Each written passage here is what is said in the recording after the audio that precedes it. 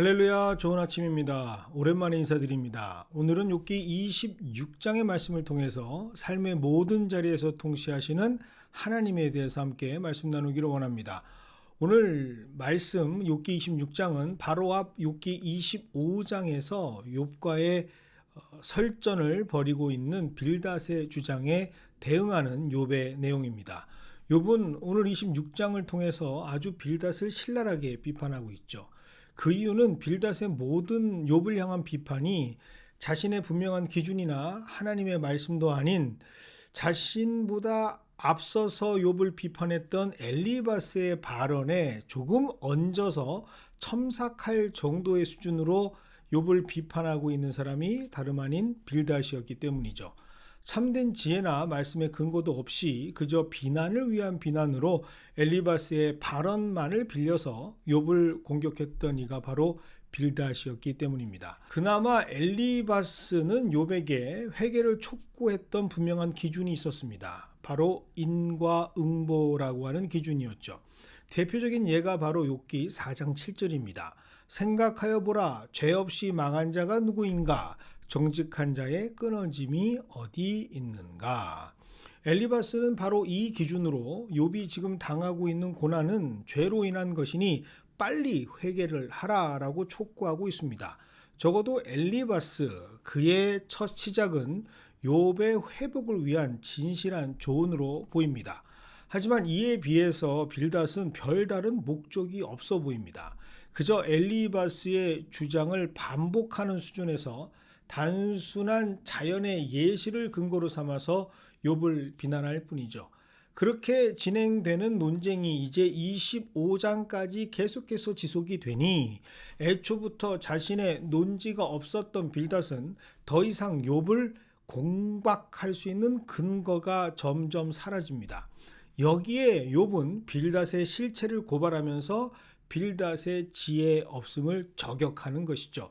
그것이 바로 오늘 본문 말씀 26장 3절과 4절의 말씀입니다. 지혜 없는 자를 참 잘도 가르치는구나. 큰 지식을 참 잘도 자랑하는구나. 내가 누구를 향하여 말하느냐? 누구의 정신이 내게서 왔느냐?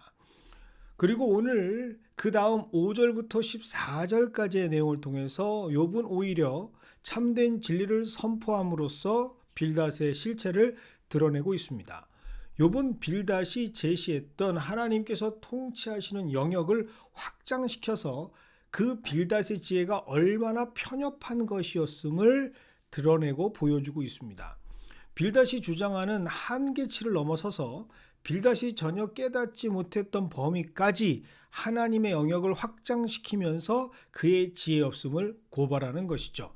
욥은 구름을 비롯한 하늘과 바다까지 하나님께서 다 다스리고 계시지만 결국 이러한 것들은 하나님께서 행하시는 모든 일의 단편에 불과하다라고 선포하고 있습니다. 14절입니다.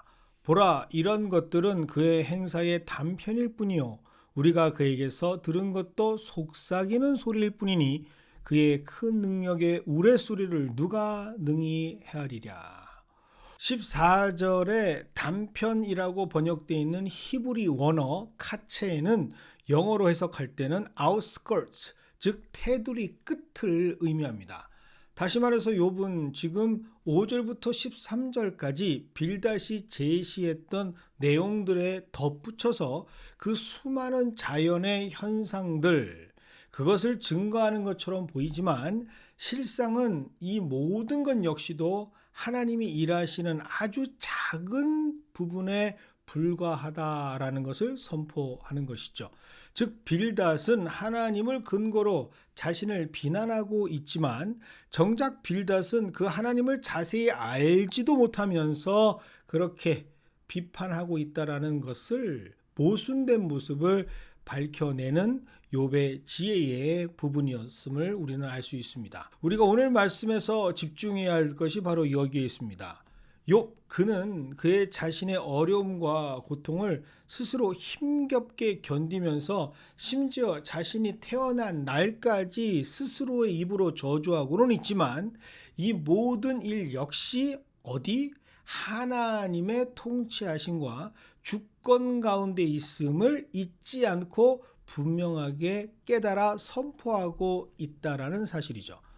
친구라 하는 이름으로 지금 자신의 모습을 보면서 평가하고 판단하고 비난하고 비판하기 바쁘고 그들의 주장이 스스로 옳다, 응당하다, 지당한 것이다 라고 혈안되어 있는 그들을 통해서 지금 욥은 그들의 신앙의 실체를 고발하면서 동시에 이미 다른 차원의 신앙에 서 있다라는 것을 보여주고 있습니다.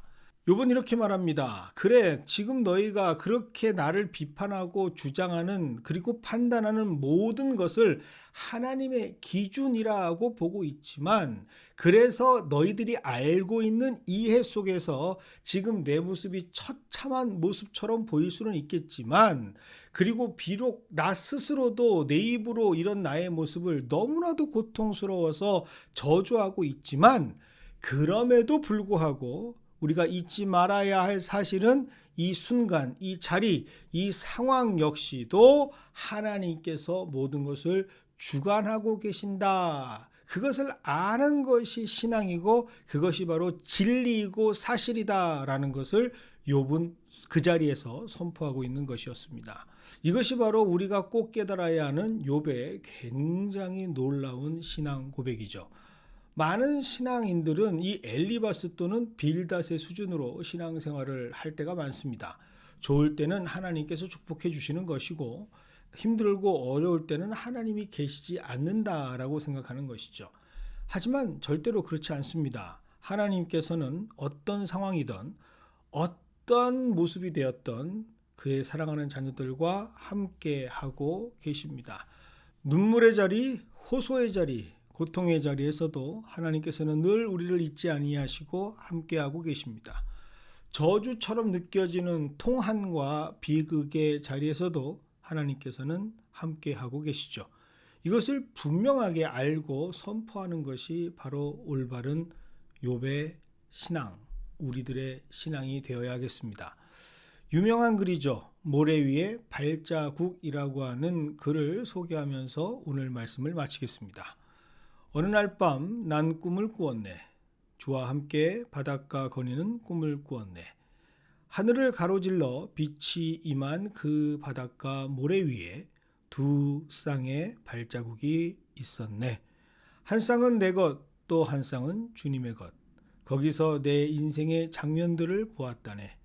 마지막 내 발자국이 멈춘 그곳에서 내 인생의 길을 돌이켜 보았을 때 거의 대부분 내 인생길에는 오직 한 쌍의 발자국만 남아 있었네. 그때는 정말이지 내 인생이 가장 비참하고 슬펐던 계절이었네. 그래서 나는 의아하게 주님께 물었네. 주님, 제가 당신을 따르기로 했을 때 당신은 저와 항상 함께 하신다고 약속하시지 않으셨습니까? 그러나 보십시오. 제가 주님을 가장 필요로 했던 그때 거기에는 단 하나의 발자국밖에 남아있지 않습니다. 주님은 저를 어떻게 떠나실 수 있었습니까? 이때 주님께서는 대답하셨네. 나의 귀하고 소중한 작은 자여, 나는 너를 사랑하였고 나는 너를 한 번도 떠나지 않았다네. 너의 시련의 때, 고통의 때에 내가 보고 있는 오직 그 한 쌍의 발자국은 너의 발자국이 아니라 나의 발자국이었단다. 그때 내가 너를 등에 업고 걸었노라. 아멘.